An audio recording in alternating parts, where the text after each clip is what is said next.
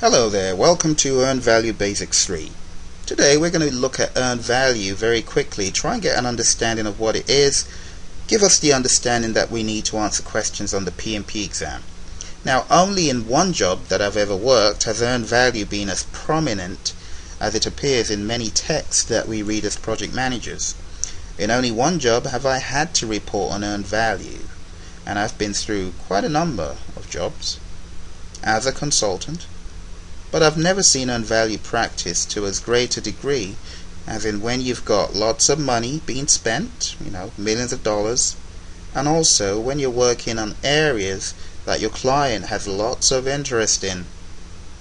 So we're talking about not particularly just IT jobs, but more like engineering jobs, aerospace jobs, government projects in which you would spend lots of money. Those are the kind of projects that earned value would be practiced. In fact, lots of organizations shy away from using earned value. Very few project managers actually manage budgets on their projects. I'm not talking about budgets for organizational or operational spending. I'm actually talking about on projects.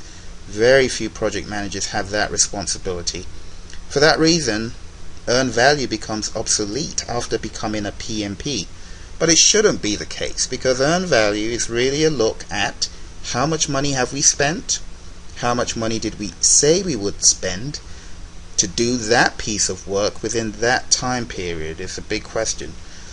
So there's three components when we talk about earned value that you need to understand very well. The whole question about what is earned value revolves around, first of all, EV. It revolves around what we call PV, and lastly AC. Earned value, budgeted cost of work performed, is understood better when you contrast it with budgeted cost of work scheduled. And lastly, the understanding becomes full when you talk about the actual cost of work performed. And to be like this little guy over here, looking all happy and jolly, you have to understand these three aspects of earned value, because only after you understand these three can you really solve questions on the exam very well. So those are the three key metrics: EV, budgeted cost of work performed; PV, budgeted cost of work scheduled; and AC, actual cost of work performed. Those three are very important. You do need to know those acronyms. Now the acronym, of course, is BCWP.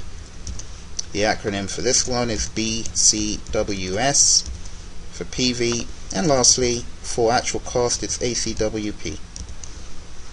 So those three, you definitely need to know those. Moving on, the big question becomes, what do we do with these metrics? Well, there are other earned value, derivative metrics I would call them, that you need to be aware of. The first is SPI, the second is CPI, third is SV, and the fourth is CV. SPI is Schedule Performance Index.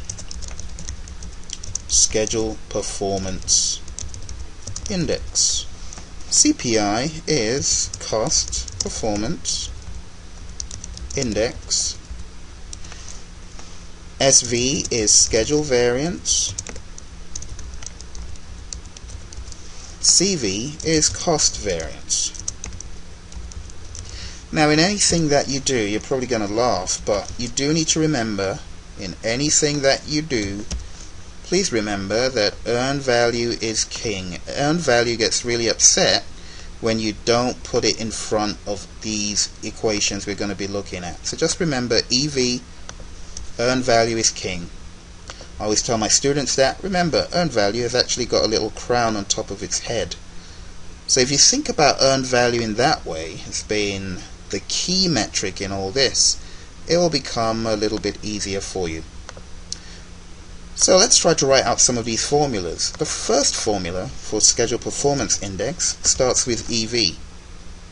And I'm going to show you that all of these formulas are very easy to remember because they all start with EV. Alright? They all start with EV. Now if you're talking about an index in maths, of course you know index means we're going to divide something by something. So where you see the I at the end, SPI, CPI, that means you're going to divide. And that's an index. Now if you talk about variance, in order to get a variance you need to subtract something from something. So we've got for the indices we've got EV divided by something. For the variances we've got EV minus something. It's very easy to remember. Just remember earned value is king. Remember earned value comes first in all the equations. Index, division, variance, subtraction. Now the other part that you need to remember is schedule, S. What's a schedule? A schedule is really a plan. Okay, it's really a plan of what you're going to accomplish on the project and so on. So anytime you see the word, or the letter rather, S, that means you are going to plan something. Alright? For that reason, you will have P, planned value, anytime you've got that S in any of those formulas. So you've got EV divided by PV, where you've got an S. You've got the same variables, but you've got subtraction for the variance. That should be easy to remember. Now where we've got cost, you've got a C. Think about cost. Actual cost. Remember, we just talked about actual cost in the previous slide. Alright? So moving ahead, if you really want to know where your money's going, you really want to know how well you're doing, before you get all excited about what you think is profit and what you think is, you know, good project performance, maybe you're thinking about that huge bonus, you might want to think about these metrics. Alright, like that guy over there, you might want to know what these metrics are before you get all excited, because your SPI, CPI, SV and CV will tell you where you are in your project. So going back to the C, we have to deal with actual cost. Alright, so for that reason we're going to put an AC there, actual cost, and an AC there. That's all you need to know for these formulas. Very easy. You've got 4 different formulas. They're pretty much follow the same format. I'm just going to say key formulas. And you've got EV divided by PV, or EV minus PV, where you've got the schedule, right? So SPI and SV, and here you've got EV divided by AC, or EV minus AC, where you've got the cost involved, cost performance index, or cost variance. Those are your key metrics. So you could have a question, for example, like AC is equal to 50, EV is equal to 58, and PV is equal to, say, 56. And the question could be, what is SPI? That could be a question. Or they could ask, what is CPI? Or any of the other things. You know, they could ask for CV or SV. Simple stuff like that. All you need to do is take the numbers, put them into the equation, and that's it. For example, let's do a very easy one. Cost variance in this case will be equal to earned value minus actual cost, which will be equal to 58 minus the actual cost, which is 50, and our cost variance is 8.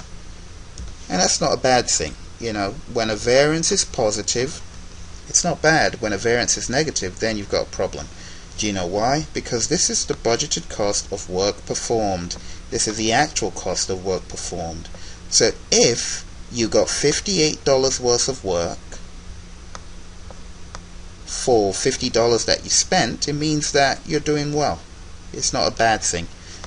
And also, if you did the calculation for the CPI, it means that's going to be 58 divided by 50. If you do the maths, it's obviously going to be greater than 1. Not a bad thing, you know, not a bad thing at all. So you might want to think about what this means as far as what those numbers actually represent for you. So we're going to have 1.16, and that's pretty much how you would solve a simple question like that. Very, very easy to understand. So that's one way of looking at what you need to do on the exam. Now let's move on to some more important stuff. This is where we talk about forecasting. So here we talk about things like EAC, VAC, TCPI, ETC, and various conditions of EAC actually apply. Now if you really want to be hired, like I was, to be an earned value guru, I mean these are very basic things that you need to know, and then you can go into earned value on a larger scale after you get certified. There's lots of good information out there on the PMI website. If you are a member of the PMI, you've got tons of books available to get you up to that level, get you up to speed. Another website where this stuff is really covered in great detail is